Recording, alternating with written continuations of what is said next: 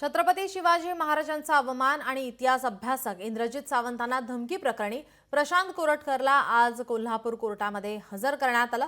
कोल्हापूर पोलिसांनी त्याची 7 दिवसांची पोलीस कोठडी मागितली आहे। कोरटकरला कोर्टात नेण्यापूर्वी जुना राजवाडा पोलीस स्थानकाबाहेर संतप्त शिवप्रेमींची गर्दी पाहायला मिळाली। कोरटकरला कोल्हापुरी चपलांचा प्रसाद देणार असल्याचा संतप्त शिवप्रेमी यावेळी म्हणत होते। तर पोलिसांनी मागच्या दाराने कोरटकरला कोर्टात नेलं। कोरटकरचे वकील ॲडव्होकेट सौरभ घाग हे व्हीसीद्वारे कोर्टाच्या कामकाजात हजर झाले होते। तर सरकारी वकिलांचा इंद्रजित सावंतांचे वकील ॲडव्होकेट असीम सरोदे यांनी कोर्टात हजर राहत युक्तिवाद केलाय। कोरटकरला पोलीस कोठडीची गरज नसल्याचं त्याच्या वकिलांनी यावेळी कोर्टासमोर मांडलं। तर कोरटकरच्या पोलीस कोठडीची गरज का आहे याबाबत ॲडव्होकेट असीम सरोदे आणि सरकारी वकिलांनी युक्तिवाद केलाय। कोर्टाच्या निकालाकडे आता सर्वांचं लक्ष लागलेलं आहे।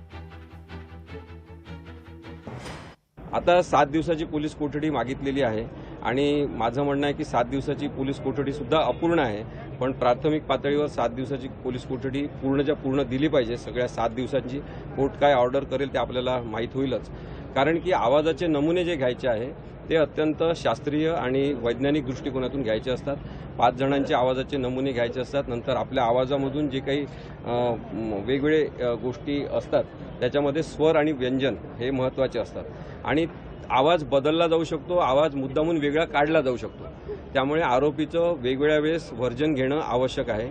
त्यासाठी सुद्धा न्यायालयाने आज आदेश करणं आवश्यक आहे। जर त्यांनी ते आज आदेश केले नाही व्हॉइस सॅम्पल घेण्याचे, तर पोलिसांना व्हॉइस सॅम्पल घेण्यासाठी पुन्हा पुढच्या वेळेस अर्ज करावा लागेल, सेपरेट अर्ज करावा लागेल आणि त्याचे व्हॉइस सॅम्पल घेण्याची प्रक्रिया करावी लागेल। ग्राफिक्सच्या माध्यमातून पाहूयात कोर्टात काय युक्तिवाद झाला तो।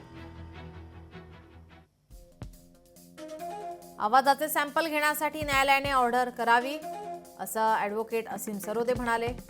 आरोपीचं म्हणणं आहे हा आपला आवाज नाही, याची डिटेल चौकशी करण्यासाठी योग्य वेळ देऊन सॅम्पल घ्यावे लागतील,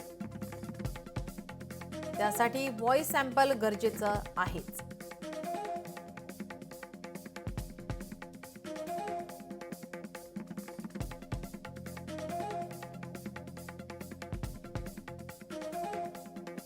मीडिया ट्रायलच्या दबावातून ही अटक झाल्याचं ॲडव्होकेट सौरभ घाग यांनी म्हटलंय।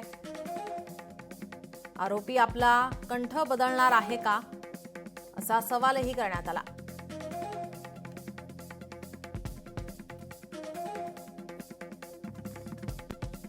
ऑडिओ सॅम्पल घेण्यासाठी पोलिसांनी कधीही बोलवले नाही असं सौरभ घाग कोरटकरचे वकील यांनी म्हटलंय।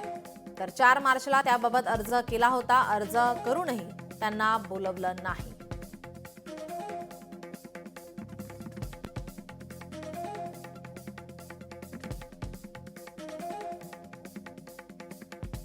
अंतरिम जामीन काळात ते अशिलाला बोलवून सॅम्पल घेऊ शकले असते, मात्र तसं केलं नाही।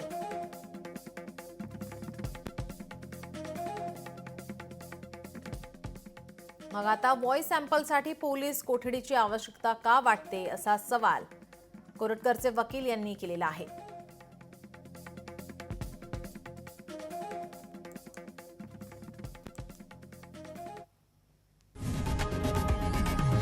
लोकशाही मराठी ऐका, पहा, जागरूक रहा।